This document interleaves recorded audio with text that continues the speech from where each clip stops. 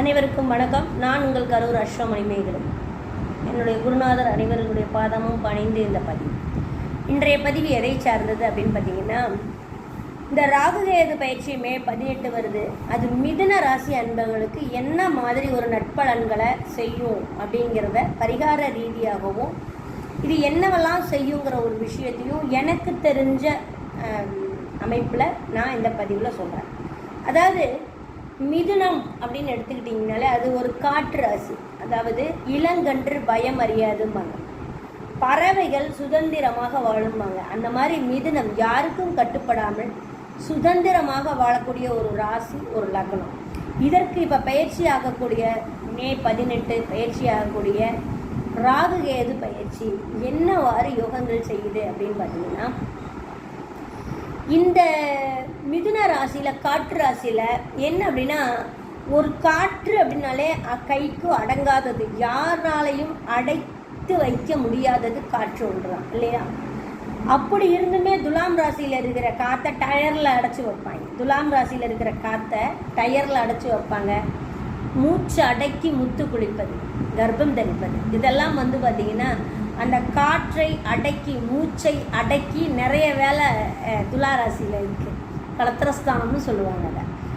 அப்போ அங்கே தான் டயரில் காற்றடைக்கிறதும் துலாம் தான். அப்போது இந்த காற்று ராசியில் ஆல்ரெடி ராகுவுடைய நட்சத்திரத்தை கொடுத்து வைத்திருக்கக்கூடிய நம் முன்னோர்கள் இப்போ கோச்சாரத்தில் மிதுனத்துக்கு பாக்கியங்கிற இடத்துல உங்களுடைய காற்றிலேயே அடங்காத காற்று, சூறாவளி காற்றுன்னு சொல்லக்கூடிய மிதுன ராசி அன்பர்களுக்கு 9ஆம் இடம் பாக்கியஸ்தானத்துக்கு வர்ற ராகு அற்புதமான ராகு. 10ல் சனி, 9ல் ராகு, கேட்கவா வேணும்?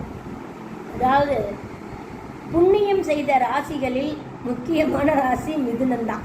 ஏன்னா அந்த அளவுக்கு கிரகம் லக்னத்தில் குரு வர போகிறாரு. இப்போ 1ஆம் தேதி மே 1 லக்னத்துக்கு குரு வர போகிறாரு. ஆல்ரெடி 10ஆம் இடத்துக்கு சனி வந்துட்டாரு. இனி 9ஆம் இடத்துக்கு ராகு வந்துட்டார் அப்படின்னா கேட்கவே வேணாம். திடீர்னு உங்களுக்கு ஒரு கவர்மெண்ட் வேலை கிடைக்கும். தொழில் தேடி வரும், உங்களை தேடி வரும். உங்கள் பேருக்கு தானாக சொத்து அமையும்.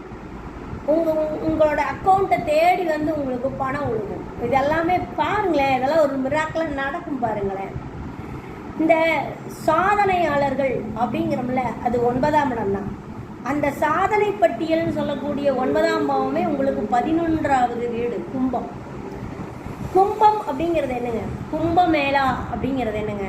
ஒரு புதுப்பித்தல் அப்படிங்கிறது இல்லையா? உங்களை நீங்கள் யாருங்கிறத புதுப்பிச்சு காட்டுறதுக்கு உண்டான ஒரு அமைப்பு இந்த ராகு கொடுப்பார். பாக்கியத்துக்கு வர்ற ராகு, அதுவே காலபுருஷனுக்கு 11. நிறைய பேர் எக்ஸாம் சம்மந்தப்பட்ட விஷயங்களை பாஸ் பண்ண முடியாமல் இருக்கிறவங்க பாஸ் பண்ணிடுவீங்க. ஏதாவது மறுபடியும் எழுதிட்டு இருக்கிறவங்க பாஸ் பண்ணுவீங்க. உயர்கல்விக்காக ஏதாவது சீட் கிடைக்குமான்னு சொல்லிட்டு இப்போ பிஜி போடுறவங்க, ஒரு சில சீட்டுக்காக வெயிட் பண்ணிட்டு இருக்கிறீங்க. நீட் சம்மந்தப்பட்ட விஷயங்களுக்காக வெயிட் பண்ணுறவங்க, எலும்பு டாக்டர், ஆர்த்தோ டாக்டர் சம்மந்தப்பட்ட விஷயங்கள்லாம், மருத்துவம் சார்ந்த விஷயங்களுக்கெல்லாம் ட்ரை பண்ணிட்டு இருக்கிறவங்க. அது மட்டுமல்ல, இந்த காத்தாடிகளினுடைய விஷயங்கள் அதிகமாக உங்களுக்கு புலப்படும். அதாவது கம்யூனிகேஷன் மட்டுமல்ல, உங்களுக்கு அது தபால் துறையாகட்டும், தகவல் தொடர்பாகட்டும், டெலிஃபோன் ஆதாக இருக்கட்டும், வெளிநாட்டு தொடர்புகள்லேருந்து வருமானங்களாகட்டும், இது எல்லாமே உங்களுக்கு பாக்கியமாக நிற்கும். திடீர்னு பிடிச்சிக்கோ வச்சுக்கோ அப்படின்ட்டு கொடுத்துட்டு போகும். அந்த அளவுக்கு மிதுனத்திற்கு அற்புதமான ஒரு பலனை செய்வதற்கு ராகு காத்து கொண்டு இருக்கிறார். வந்தோடனே நடக்கும் பாருங்களேன். அப்போ குரு நட்சத்திரம், பூரட்டாதி நட்சத்திரம் உங்களுக்கு யாருன்னா பாதகாதிபதி அல்ல, களத்திராதிபதி. அப்போ என்ன குரு பார்க்க போகிறாரு. இப்போ குரு மே 1க்கு ராகுக்கு முன்னாடியே குரு வந்துடுவார் மிதுனத்துக்கு. அப்போ மிதுனத்துக்கு குரு வந்தோடனே மிதுன ராசியிலேருந்து இந்த 9ஆம் இடத்த ராகுவையும் பார்ப்பாரு, களத்திர பாவத்தையும் பார்ப்பார். அப்போ என்ன ஆகும்னா, உங்களுடைய பூர்வ புண்ணியம், உயர்கல்வி, புத்திரஸ்தானத்தையும் பார்ப்பார், சொத்துங்கிற இடத்தையும் பார்ப்பார். அப்போ குழந்தை இல்லாதவங்களுக்கு குழந்தை கிடைக்கும், கல்யாணம் ஆகாதவங்களுக்கு கல்யாணம் ஆகும், மறு திருமணம் நடத்துபவர்களுக்கு மறு திருமணம் நடக்கும், 2வது மேரேஜுக்கு வெயிட் பண்ணுறவங்க 2வது மேரேஜ் செய்யலாம், 2வது குழந்தைக்காக காத்திருப்பவர்கள் 2வது குழந்தைகள் பெற்றுக்கலாம். சில பேர் குழந்தைகள் இல்லை. ஏன்னா கும்பம் அப்படின்னு எடுத்துக்கிட்டிங்கன்னா சில பேர் கும்பராசியில் பிறந்தவங்களுக்கு குழந்தை பிரச்சனையாக இருக்கும். லேட்டாக இருக்கும், இல்லைன்னா ஆண் வாரிசு இல்லாமல் இருக்கும், அப்படி ஏதாவது ஒரு சிக்கல் இருக்கும்.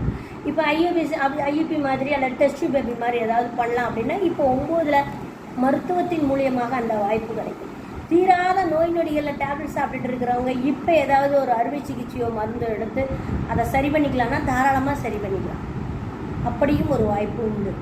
இப்போ அந்த 9ஆம் இடத்துக்கு ராகு வந்து பர்ஃபெக்டாக யோகம் பண்ணுற இடத்துல இருக்குது அப்படின்னு சொல்கிறோம். அந்த ராகுக்கு இன்னும் குரு பார்வை பூஸ்டப் பண்ணி கொடுக்கும்.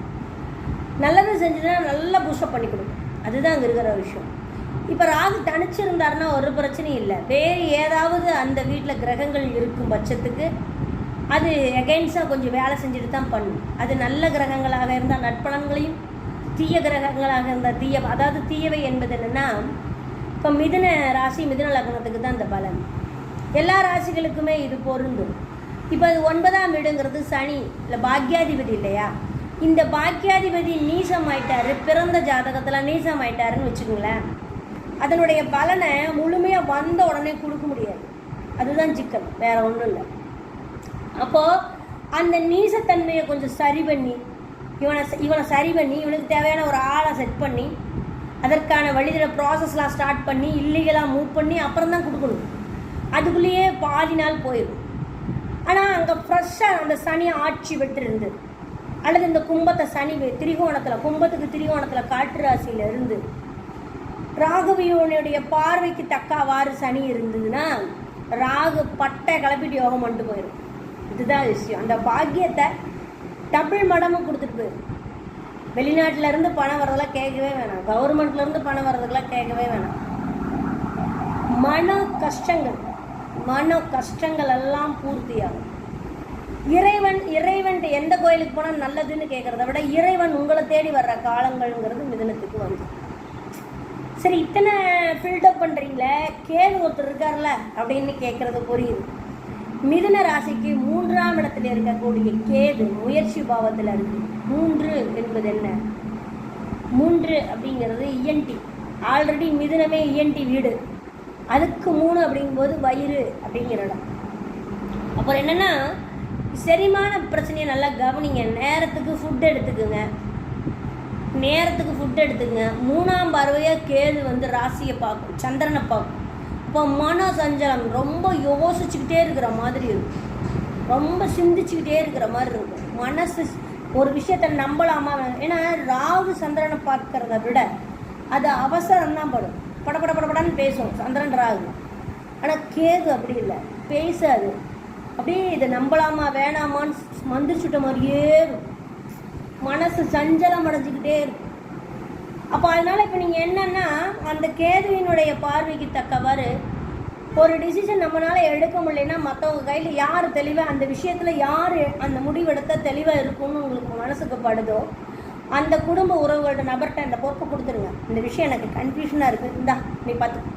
அது வீட்டுக்காரராக இருந்தாலும் சரி, மாமியார் மாமனாராக இருந்தாலும் சரி, அம்மாவாக இருந்தாலும் சரி, அண்ணன் தம்பியாக இருந்தாலும் சரி, நண்பர்களாக இருந்தாலும் சரி, பிள்ளைகளாக இருந்தாலும் சரி, அவங்கக்கிட்ட அந்த விஷயத்தை ஒப்படைச்சிட்டு நீங்கள் ஃப்ரீயாக இருங்க.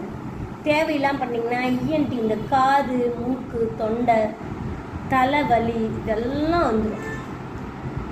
நேரத்துக்கு சாப்பிடாம தான் பிரச்சனை பண்ணிக்குவீங்க. வயிறு அல்சர் ஆகுறது, ஹேரு நிறைய உதிர்றது, நிறைய ஹேர் கொட்டும்.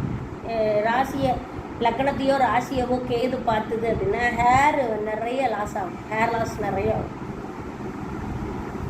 இப்போ முடிஞ்ச யானை முடி சம்பந்தமான மோதிரங்கள் அணிந்து கொள்வது, யானையை வழிபாடு பண்ணுவது, கஜலட்சுமி வழிபாடு செய்வது சிறப்பான ஒரு விஷயமாக இருக்கும். 9ஆம் இடத்து ராகு எந்த மாதிரி கோயிலுக்கு போனால் நல்லா இருக்குங்க அப்படின்னா, மிதுன ராசி அன்பர்கள் வந்து பார்த்திங்கன்னா வீணையை கையில் வச்சிருக்கக்கூடிய சரஸ்வதியை வழிபாடு செய்கிறது ரொம்ப சிறப்பாக இருக்கும். சரஸ்வதியை, மகாலட்சுமியை, அந்த அஷ்டலட்சுமிகள் இருக்காங்க இல்லையா, இவங்களெல்லாம் கும்பிடுங்க. கஜலட்சுமி, அஷ்டலட்சுமி இவங்களெல்லாம் வழிபாடு பண்ணுங்கள்.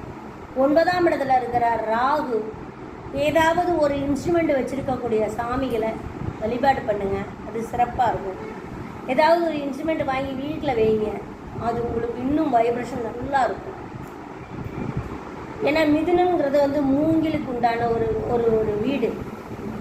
பறவைகளுக்கு நிறைய தண்ணி வைங்க, பறவைகளுக்கெல்லாம் இற போடுங்க.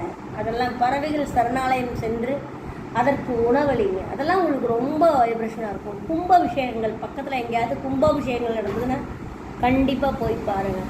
உங்கள் கோயில் குலதெய்வங்கள் கும்பாபிஷேகங்கள்லாம் கூட நடப்பதற்கான வாய்ப்பு இருக்குது. அதெல்லாம் போய் பாருங்கள். ஏன்னா 1-9 ராகுவுடைய நட்சத்திரம். வீட்டில் இருக்கக்கூடிய பெரியோர்களை மதியுங்கள். பெரியோர்களை மதிக்காமல் விட்டுறாதீங்க. அது உங்களுடைய முயற்சிக்கு, உங்களுடைய ஆசீர்வாதத்திற்கு அது தடையாக இருக்கும்.